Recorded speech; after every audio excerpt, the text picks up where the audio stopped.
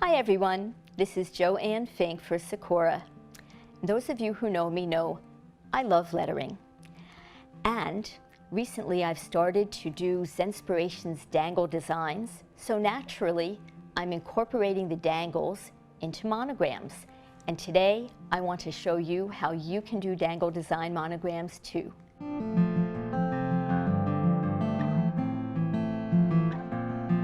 I'm excited to show you all my new dangle monograms. The ones on the table have two different techniques, where I'm coloring the whole letter and where I'm just coloring parts of the letter. And we'll explore both.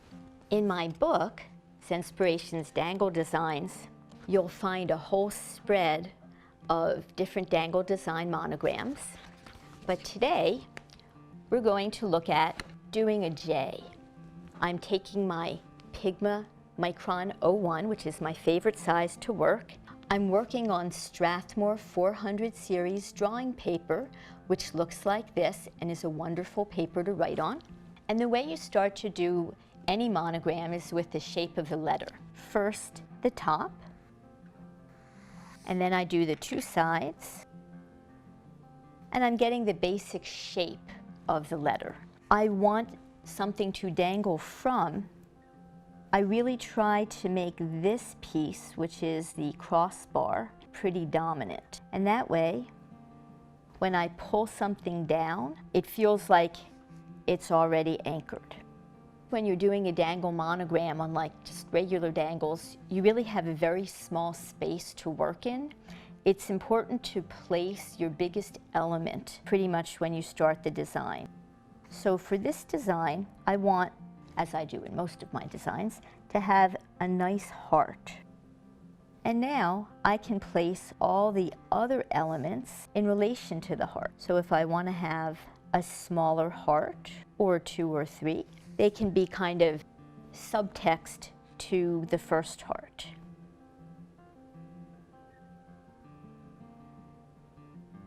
And now I want to start to build out the shape of the letter a little bit more. In this space, I'm going to add some Zenspirations patterning, which is going to add some interest to the design and also help me ground the letter.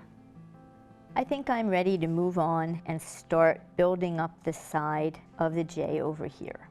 I want to add a space right here to do some patterning. This time, instead of the arch pattern, I'm going to do the triangle pattern. And I'm just going to add lines here, which will help take the eye around the curve.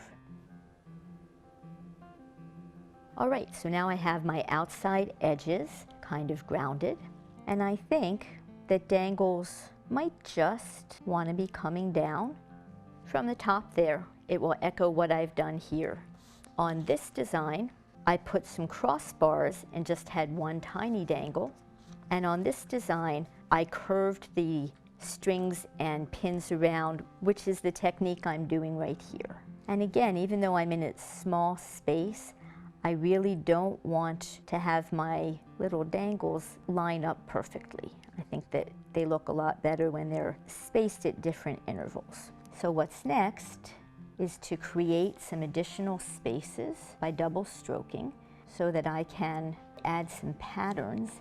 Up here, I like to add some spaces that I can color because I want to add color up at the top.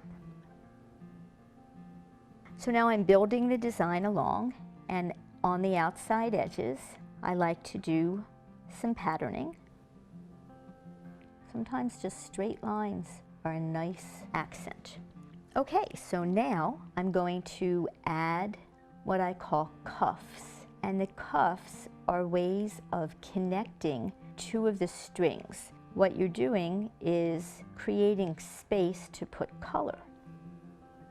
All right, now let's look at whoop-de-whoops. They're really toppers. They are flourishes that come out of the dangles and go spreading upward with great joy. And I have great fun when I'm doing them. Since I want something in the middle here, I'm just going to add a heart. And I'm trying to create some spaces to color. And now we're just about ready to color. The first thing that I want to do is color the larger areas. And so I think of pink when I think of hearts, and I'm taking the fabulous Koi color brush in pink. I'm going to use the pink to color the heart, and then I'm going to blend the orange in with the pink.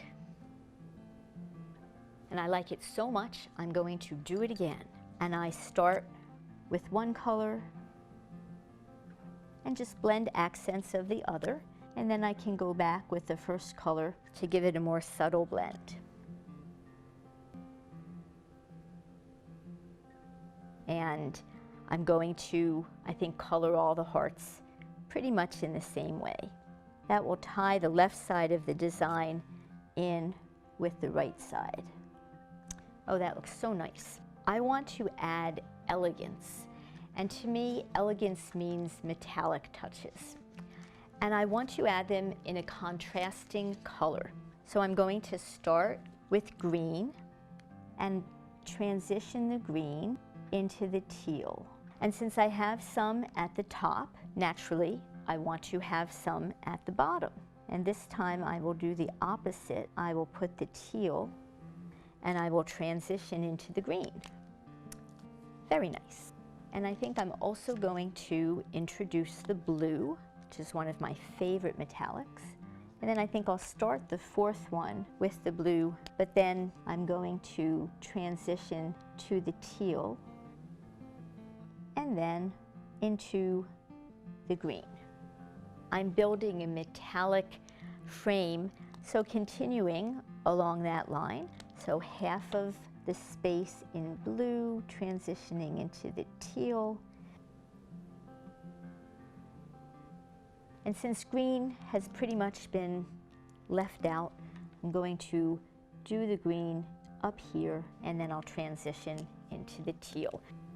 So basically I'm going the opposite way. And lastly, I have the triangles to do.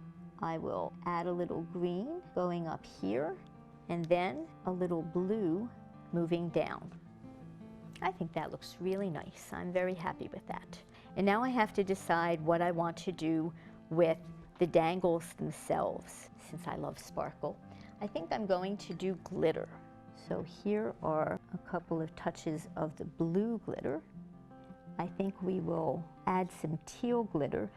One of the things I really like about Sakura's supplies is that if I pick up a blue stardust, I have a blue metallic to match. So my design looks great and color coordinated while I can still have contrasting textures. Awesome. What I want is for my hearts to really stand out and shine. And so I think I'm going to do just some subtle coloring also with metallic, because it will contrast the texture of the hearts and the glitter dangles. And I'm just going to do a couple of very subtle touches with the gold. Part of the dangle here will be just a nice soft silver that we're going to also put in the top. I'm going to go back to the Koi coloring brushes and do a blend of yellow green and emerald green.